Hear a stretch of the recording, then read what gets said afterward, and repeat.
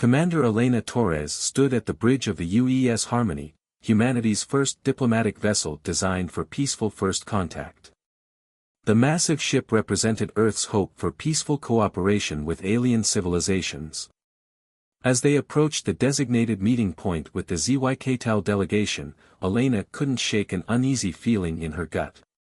Admiral Martinez on secure channel, Commander, Lieutenant James Wong announced from his communications station. Put him through, Elena ordered, straightening her pristine white uniform. The Admiral's hologram materialized before her. Commander Torres, the Security Council has reviewed your concerns. They believe you're being overly cautious. The ZYK-Tal have shown nothing but peaceful intentions since we detected their signals 6 months ago. Elena nodded respectfully but stood her ground. Sir, their fleet movements don't match their diplomatic overtures. They've positioned ships in a pattern consistent with tactical warfare doctrine. Your concerns are noted, Commander. But this is too important to delay. Proceed with the meeting as planned. Martinez out. Elena watched the hologram fade, her jaw clenched. 20 years in the Space Force had honed her instincts, and right now, they were screaming danger. Contact. Multiple ships dropping out of FTL. Wong's voice carried across the bridge, tension evident in every word. Elena's blood ran cold as she watched the sensor display. Dozens of ZYK-Tal warships materialized around the Harmony, their sleek, predatory forms reflecting no light in the void of space. Message incoming, Wong reported, his fingers flying across his console.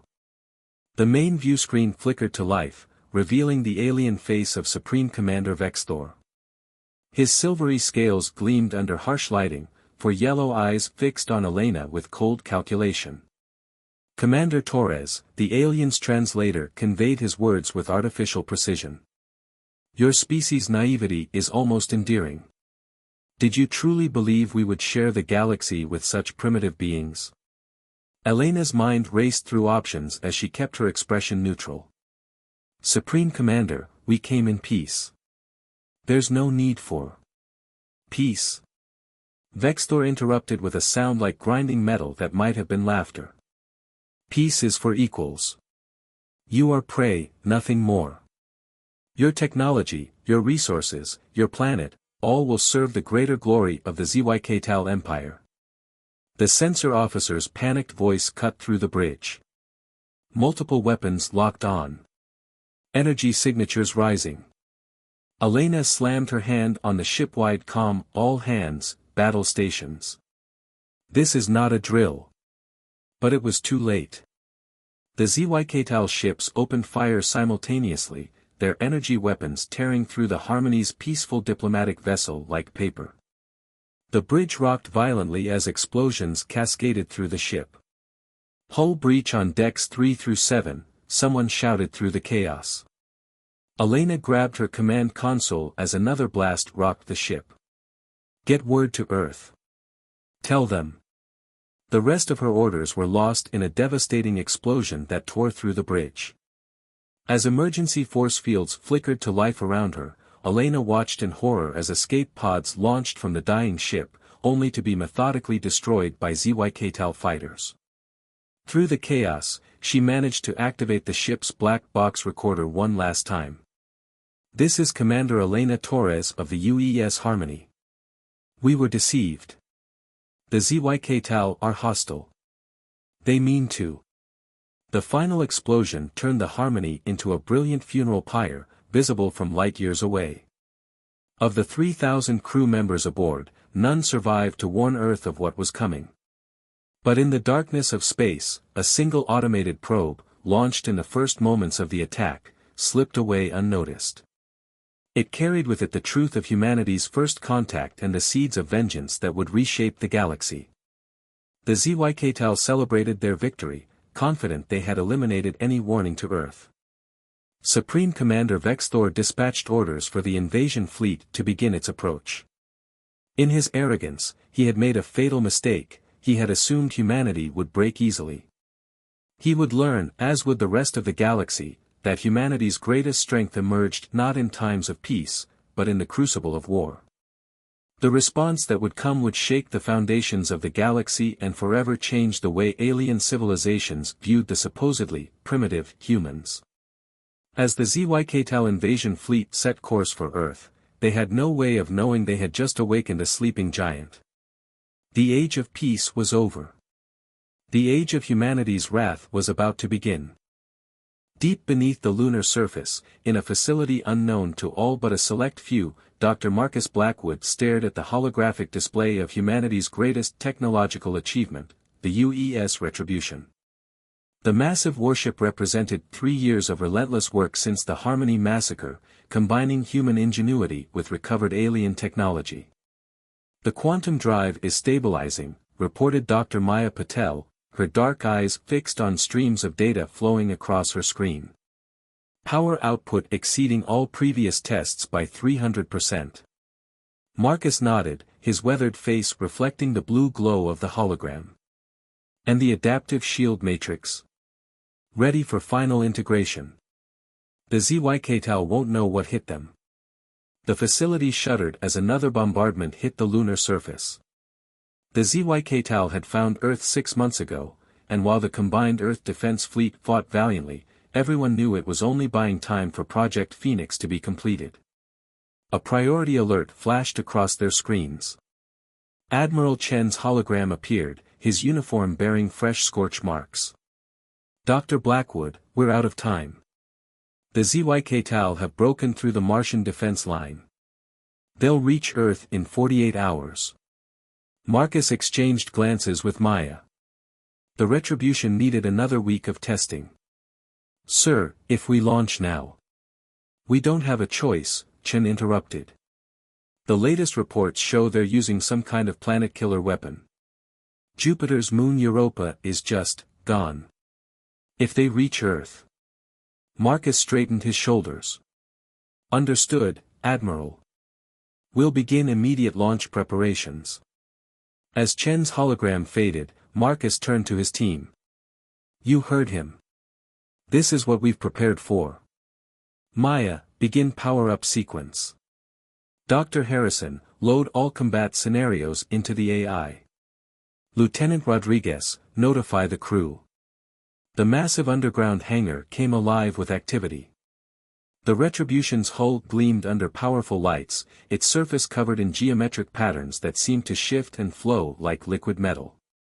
Unlike the graceful diplomatic vessels of the past, this ship was built for one purpose, war. Sir, Maya called out, her voice tense. We have a problem. The quantum core is destabilizing. The safety protocols. Override them, Marcus ordered, already moving toward the ship's access elevator. But sir, without proper calibration, the core could. If we don't launch now, there won't be an Earth left to save. Marcus stepped into the elevator. Sometimes the greatest breakthroughs require taking the biggest risks. Inside the Retribution's bridge, Marcus found Captain Diana Reyes already at her station. Her cybernetic eye whirred as it focused on him. Dr. Blackwood, please tell me this ship is ready to kill some aliens. That's what we built her for, Captain. Marcus began initializing the quantum core, his fingers dancing across the holographic controls. Though I should warn you, we're launching without complete testing. Diana's organic eye gleamed with fierce determination. After what they did to my sister on the Harmony, I'd pilot this ship even if it was held together with duct tape. Warning klaxons blared throughout the facility. Maya's voice came through the comms, multiple Zykltal scout ships detected in lunar orbit. They've found us. Diana slid into the captain's chair. All hands, battle stations. Dr. Blackwood, whatever miracles you've built into this ship, now's the time. The Retribution's quantum core hummed to life, its revolutionary power plant channeling energy that defied conventional physics. Marcus watched the readings with a mixture of pride and anxiety. Every system was operating beyond theoretical limits, but holding. Lunar surface charges armed, Maya reported. Ready to blow the hangar doors on your mark. Diana's hands gripped her command chair. Weapons? Armed and ready, replied the tactical officer. Though we've never tested them in actual combat. No time like the present. Diana's voice carried the weight of humanity's future. Blow the doors. Let's introduce the ZYK-TAL to humanity's response. The charges detonated, blasting away millions of tons of lunar rock. As the debris cleared, the Retribution rose from its hidden berth like an avenging angel, its hull catching the light of the distant sun. The ZYK-TAL scouts immediately opened fire, their energy weapons streaking through space.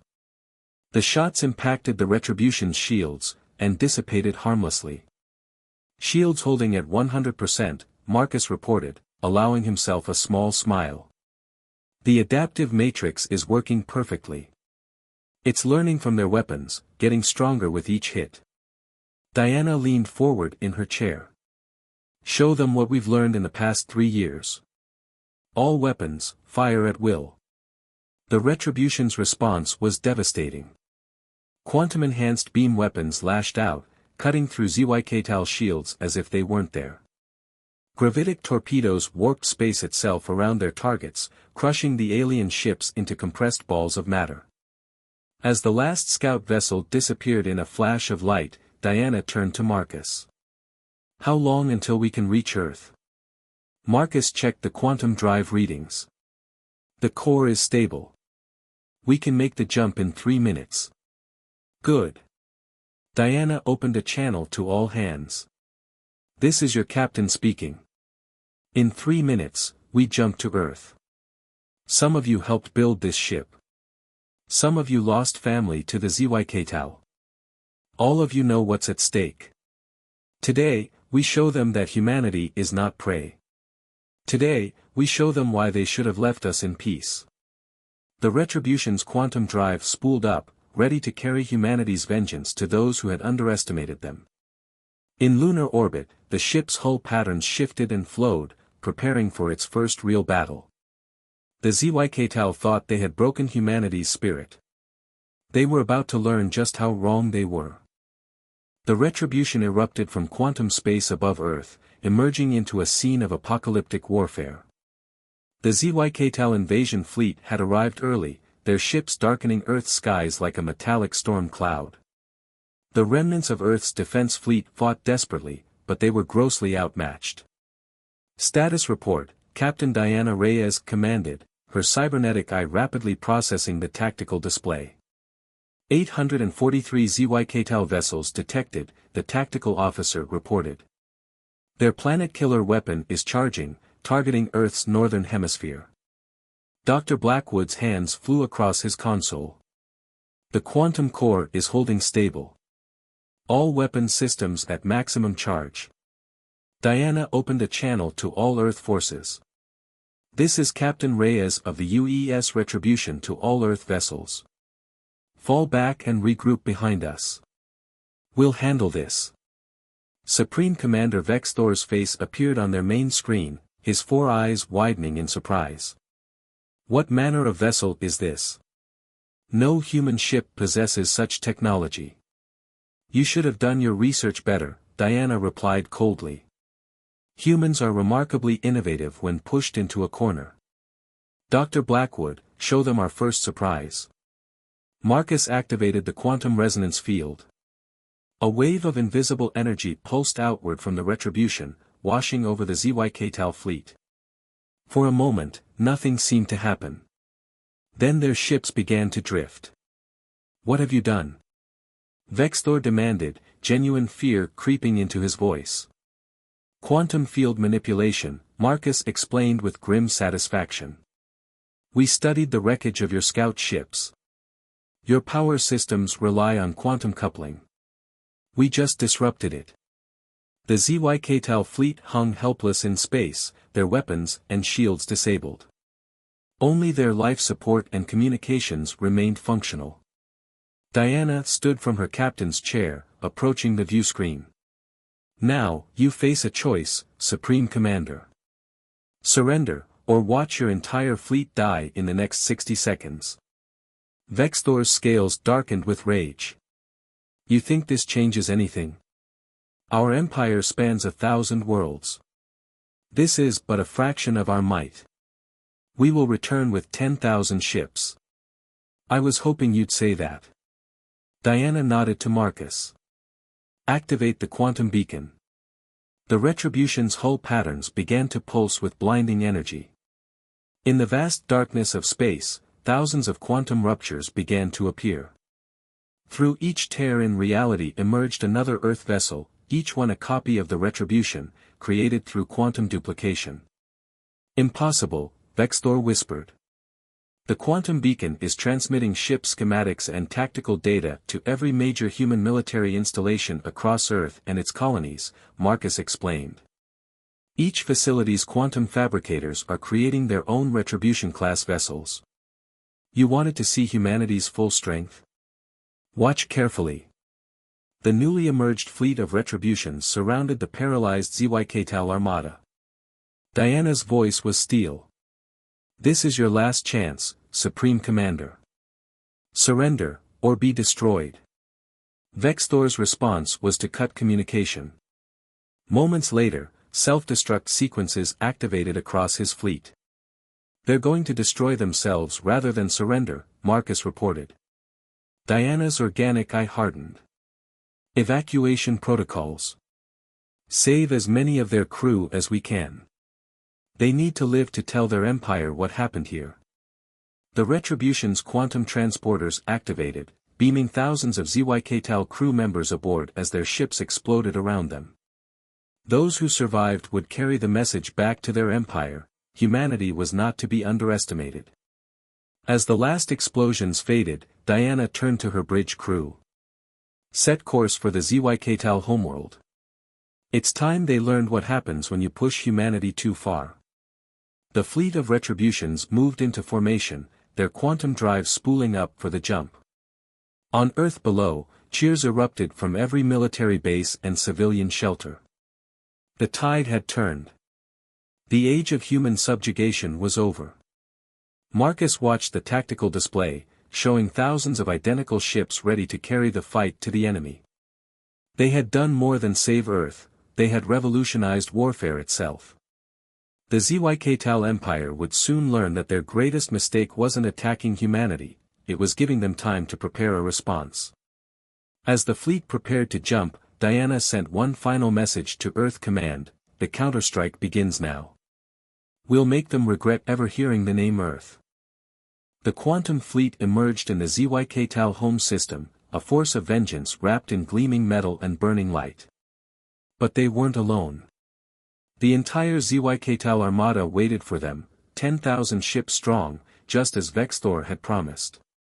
They were ready for us. Maya's voice came through the command channel from her ship, the Retribution Beta. Our quantum signature must have been detected. Diana studied the massive enemy fleet through her cybernetic eye. Dr. Blackwood, analysis.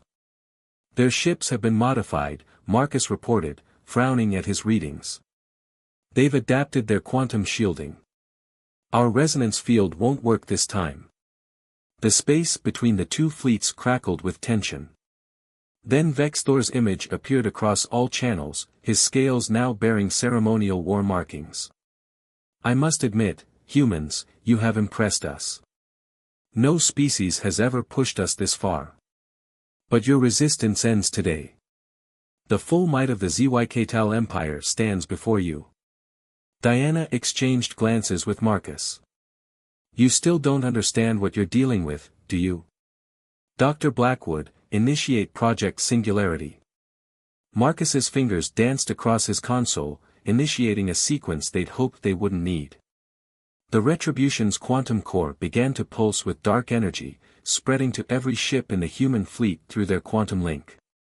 By the void, Vexthor breathed. What are you doing? The space around the human fleet began to distort. Reality itself seemed to bend and twist as thousands of quantum cores synchronized, creating a gravitational anomaly that had never been seen before in the history of the galaxy. You wanted to see humanity's full strength? Diana's voice was cold. Watch carefully. The laws of physics are more like guidelines to us. The synchronized quantum cores reached critical mass. Space-time folded in on itself, creating a controlled artificial singularity between the two fleets. The Zykel ships nearest to the anomaly were torn apart, their advanced shields useless against fundamental forces of the universe. All ships, execute attack pattern Phoenix, Diana commanded. The human fleet split into precise formations, using the artificial singularity as both weapon and shield. Ships quantum jumped through microscopic wormholes, appearing inside the Zykel formation, striking and vanishing before the enemy could respond. Impossible. Vexthor raged. No species can manipulate spacetime at this level. That's your problem, Marcus replied, coordinating the quantum jumps. You think you know the limits of what's possible. Humans. We see limits as challenges. The battle devolved into chaos as the Zykel fleet tried to cope with an enemy that seemed to ignore the basic rules of space combat. Human ships appeared from impossible angles, their weapons enhanced by gravitational lensing from the artificial singularity. But the Zykel weren't defeated yet. Their numbers were still overwhelming, and they began to adapt. Ships formed defensive clusters, combining their shields to resist the gravitational forces. They're learning, Maya reported. Casualty reports coming in from our fleet. Diana gripped her command chair. Dr. Blackwood, how long until the singularity becomes unstable? 10 minutes at most. After that, we'll lose control. Then we make these minutes count. Diana opened a channel to all human ships. This is it, everyone. Remember the harmony. Remember Earth. Show them why you don't provoke humanity. The battle reached its crescendo as both fleets committed fully to the engagement. Space itself groaned under the strain of weapons fire and quantum manipulation. Ships on both sides were torn apart, their debris caught in the growing gravitational maelstrom. In the chaos, Diana noticed something on her tactical display. The Zykel ships were slowly but surely being pulled toward the singularity, their formations breaking apart. Dr. Blackwood, can we increase power to the quantum cores? Marcus's eyes widened. Captain, if we do that, the singularity will collapse into a true black hole. We'd have minutes to escape. Better than being destroyed piece by piece. Diana stood, her cybernetic eye glowing with determination. All ships, push your quantum cores to maximum. We end this now. The human fleet's quantum cores screamed with power, pushing the artificial singularity past its breaking point. The fabric of spacetime tore open, creating a true gravitational singularity that began devouring everything in its path. All ships, emergency quantum jump on my mark, Diana ordered, watching as the Zykel fleet was pulled inexorably toward destruction. Their mighty armada, the pride of their empire, was being consumed by a black hole of human making. In his final transmission, Vexthor's voice carried something new, respect tinged with fear. What are you? Diana's answer was simple, we are human. Remember that in whatever afterlife you believe in. The black hole expanded, consuming the heart of the Zykel fleet. At Diana's command, the human ships quantum jumped to safety, leaving behind a new stellar phenomenon that would serve as an eternal monument to the day humanity proved itself to the galaxy.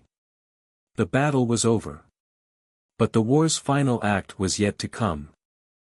The Retribution hung in orbit above the Zykel throne world, its hull still bearing scars from the recent battle. On the bridge, Captain Diana Reyes watched as diplomatic shuttles approached from the planet's surface. The Zykel Empire had finally requested peace talks. Their entire ruling council is aboard those shuttles, Marcus reported, monitoring the quantum scanners. No weapons, no hidden devices. They're actually serious about this. Diana touched the scar near her cybernetic eye. 3 years of war. Millions dead. And now they want to talk. The Zykel delegation was escorted to the ship's conference room. The alien leaders, once proud and dismissive of humanity, now moved with cautious respect. Their High Chancellor, Tarn, bore the traditional markings of surrender on his scales. "We have come to negotiate terms," Tarn announced, his translator conveying a tone of formal humility. "The creation of a supervised black hole in our home system has convinced us that further conflict would be unwise." Diana sat at the head of the conference table, Marcus and Maya flanking her. "Your empire attacked us without provocation. Murdered millions. And now you expect mercy?" "We expect nothing," Tarn replied. "We offer unconditional surrender. Our empire will submit to human oversight. Our technology and resources are yours. We only ask that our civilian populations be spared." Marcus studied the quantum readings of the alien leaders. "They're telling the truth, Captain. Their neural patterns show genuine submission." Diana stood, walking to the viewport. Earth was barely visible from here, a distant blue dot that had nearly been lost. "Do you know why you lost this war, Chancellor?" Tarn's scales rippled in confusion. "Your technology." "No," Diana interrupted. "Technology was just a tool.